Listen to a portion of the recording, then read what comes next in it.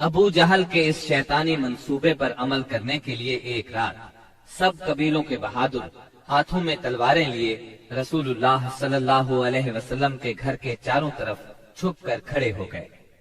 یہ قریش کا مکر تھا، لیکن انہوں نے یہ مکر اللہ سبحانہ و تعالی کے مقابلے میں کیا تھا، اس لیے اللہ نے اس طرح کا وار کیا کہ وہ سمجھ بھی نہ سکے۔ چنانچہ جبریل علیہ السلام نازل ہوئے اور نبی صلی اللہ علیہ وسلم کو قریش کی سازش کی خبر دی، ہجرت کی اجازت دی، دن اور نکلنے کا وقت مقرر کیا اور قریش کے مکر کو رد کرنے کا پروگرام بنایا۔ چنانچہ فرمایا، جس بستر میں آپ سویا کرتے ہیں آج کی رات اس بستر پر نہ سوئیں۔ چنانچہ اس رات آپ نے سیدنا علی رضی اللہ عنہ کو اپنے بستر پر سلا دیا۔ کفار نے آپ کے بستر پر سیدنا علی رضی اللہ عنہ کو چادر تانے سوئے ہوئے دیکھا تو گمان کیا کہ آپ سو رہے ہیں، چنانچہ فخر اور غرور سے مٹکنے لگے اور آپ کی گھات میں بیٹھ گئے تاکہ جب آپ اٹھ کر باہر نکلیں تو سب آپ پر ٹوٹ پڑے۔ ادھر رسول اللہ صلی اللہ علیہ وسلم عین اس حالت میں کہ یہ لوگ آپ کے گھر کو گھیرے میں لیے ہوئے تھے باہر تشریف لائے۔ آپ اس وقت سورہ یاسین کی آیت 9 تلاوت فرما رہے تھے۔ اور ہم نے ان کے آگے بھی دیوار بنا دی اور ان کے پیچھے بھی، پھر ان پر پردہ ڈال دیا تو یہ دیکھ نہیں سکتے۔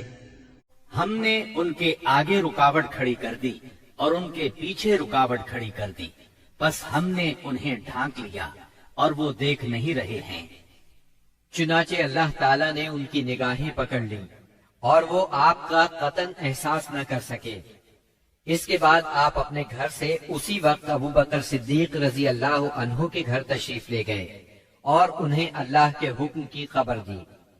ابو بکر صدیق رضی اللہ عنہ پہلے ہی ہجرت کے لیے تیار تھے، چنانچہ انہوں نے اپنا تمام اثاثہ 6000 درہم اور ستوؤں کا تھیلا لیا اور مکان کی ایک کھڑکی سے نکل کر دونوں حضرات نے یمن کا رخ کیا اور فجر کی پو پھٹنے سے پہلے سور نامی پہاڑ کے ایک غار تک جا پہنچے۔ کوہ سور مکہ معظمہ سے 5 میل دور جنوب مغرب میں واقع ہے۔ اس ویران پہاڑ میں ایک تنگ غار ہے، یہ غار سور کے نام سے مشہور ہے۔ یہ غار اب تک موجود ہے۔ مکے سے مدینہ شمال کی طرف ہے۔ قریش کا خیال تھا کہ آپ نے اپنا سفر شمال ہی کی طرف کیا ہوگا، لیکن آپ اپنے سفر کا آغاز مخالف سمت سے کر کے غار سور میں جا پہنچے۔ ابو بکر صدیق رضی اللہ عنہ بھی آپ کے ساتھ تھے، اس لیے انہیں یار غار کہا جاتا ہے۔ رسول اللہ صلی اللہ علیہ وسلم اپنے یار غار کے ساتھ 3 دن اور 3 راتیں غار سور میں رہے۔ رات کی تاریکی میں سیدنا ابو بکر صدیق رضی اللہ عنہ کے فرزند سیدنا عبداللہ بن ابی بکر رضی اللہ عنہ دشمنوں کی سرگرمیوں کی اطلاعات پہنچاتے رہے۔ ادھر سیدنا ابو بکر صدیق رضی اللہ عنہ کے غلام عامر بن فہیرہ بکریاں چراتے رہتے اور جب رات کا ایک حصہ گزر جاتا تو ان بکریوں کو لے کر ان کے پاس پہنچ جاتے۔ اس طرح دونوں حضرات دودھ نوش فرما لیتے۔ پھر صبح سویرے ہی عامر بن فہیرہ بکریاں ہانک کر چل دیتے اور وہ بکریوں کو عبداللہ بن ابی بکر رضی اللہ عنہ کے قدموں کے نشانات پر سے لے جاتے تاکہ وہ نشانات مٹ جائیں۔ باقی رہے قریش تو ان کے جوان رسول اللہ صلی اللہ علیہ وسلم کے اٹھنے کے انتظار میں گھر کو گھیرے بیٹھے رہے یہاں تک کہ صبح ہو گئی۔ صبح ہونے پر جب سیدنا علی رضی اللہ عنہ آپ کے بستر سے اٹھے تو قریش کے ہوش اڑ گئے۔ انہوں نے سیدنا علی رضی اللہ عنہ سے آپ کے بارے میں پوچھا تو انہوں نے جواب دیا، مجھے علم نہیں۔ اس پر انہوں نے سیدنا علی رضی اللہ عنہ کو مارا اور گھسیٹ کر خانہ کعبہ تک لے گئے۔ کچھ دیر قید رکھا، پھر جب محسوس کیا کہ انہیں قید میں رکھنے کا کوئی فائدہ نہیں تو چھوڑ دیا۔ اس کے بعد یہ لوگ سیدنا صدیق اکبر رضی اللہ عنہ کے گھر آئے۔ ان کی صاحبزادی سیدہ اسماء رضی اللہ عنہا سے ان کے بارے میں پوچھا۔ انہوں نے فرمایا، مجھے معلوم نہیں۔ اس پر خبیث ابو جہل نے ان کے رخسار پر اس زور کا تماچا مارا کہ کان کی بالی گر گئی۔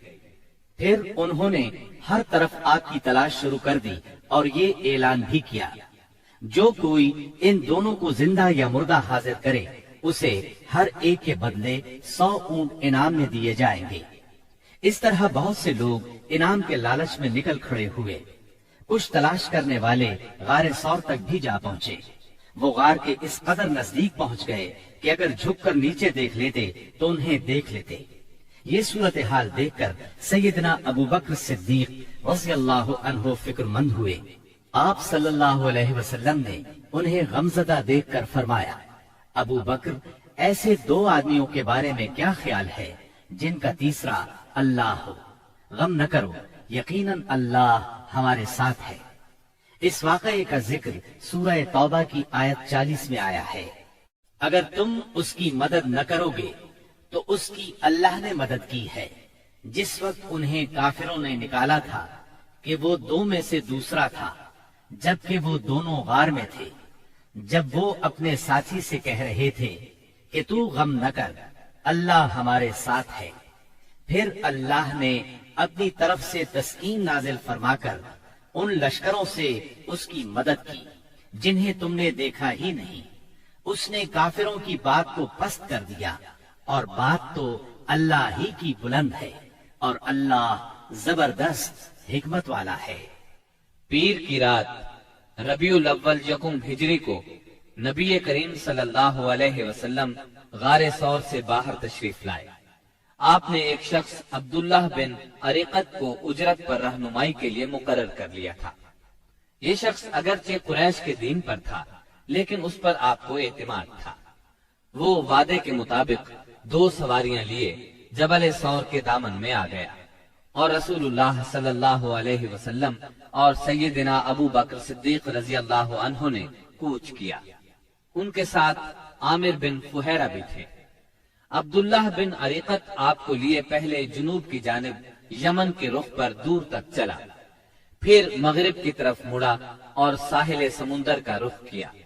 ساحل کے قریب پہنچ کر وہ شمال کی طرف مڑ گیا اور ایک ایسے راستے پر چلا کہ اس پر کوئی مشکل ہی سفر کرتا تھا۔ دوسرے دن یہ مختصر سا قافلہ ایک خیمے کے پاس پہنچا۔ یہ خیمہ قدید کے اطراف میں مشلل کے علاقے میں تھا۔ مشلل مکہ معظمہ سے 130 کلومیٹر کے فاصلے پر ہے۔ اس خیمے میں ایک عورت موجود تھی۔ آپ نے اس عورت سے فرمایا، تمہارے پاس کھانے کے لیے کچھ ہے؟ اس نے معذرت کی اور بتایا، میری بکریاں چرنے کے لیے گئی ہیں۔ خیمے میں آپ کو ایک بکری نظر آئی۔ وہ بہت کمزور تھی، ریوڑ کے ساتھ نہیں جا سکتی تھی، اس لیے خیمے میں موجود تھی۔ اس کے تھنوں میں نام کو بھی دودھ نہیں تھا۔ رسول اللہ نے فرمایا، اگر آپ اجازت دیں تو ہم اس بکری کا دودھ دوہ لیں۔ یہ سن کر اس نے کہا، اس بکری میں دودھ کہاں؟ آپ نے فرمایا، آپ اجازت تو دیں۔ اس نے اجازت دے دی۔ آپ نے اسے دوہا تو دودھ سے ایک برتن بھر گیا۔ برتن اتنا بڑا تھا کہ ایک پوری جماعت مل کر اس کو اٹھا سکتی تھی۔ ام معبد کی حیرت کی انتہا نہ رہی۔ آپ نے پہلے اسے دودھ پلایا، جب وہ سیر ہو گئی تو اپنے ساتھیوں کو پلایا۔ جب وہ بھی سیر ہو گئے تو آپ نے دودھ نوش فرمایا۔ پھر اس برتن کو تھنوں کے نیچے رکھ کر دودھ دوہا۔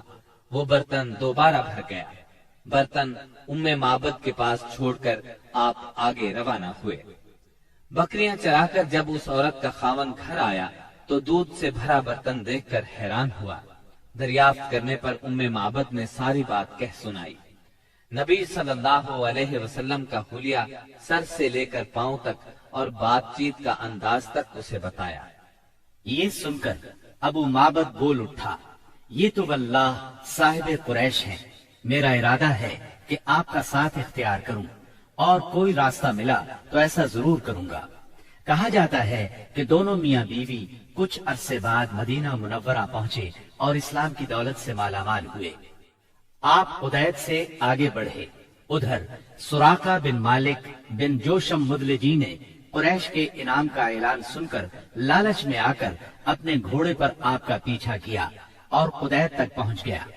آپ کے نزدیک پہنچا تو اس کا گھوڑا پھسل گیا۔ سراقہ نیچے آ گرا۔ وہ اٹھا اور فال کے تیر نکالے۔ دیکھنا چاہتا تھا کہ उसे कोई नुकसान तो नहीं पहुंचने वाला।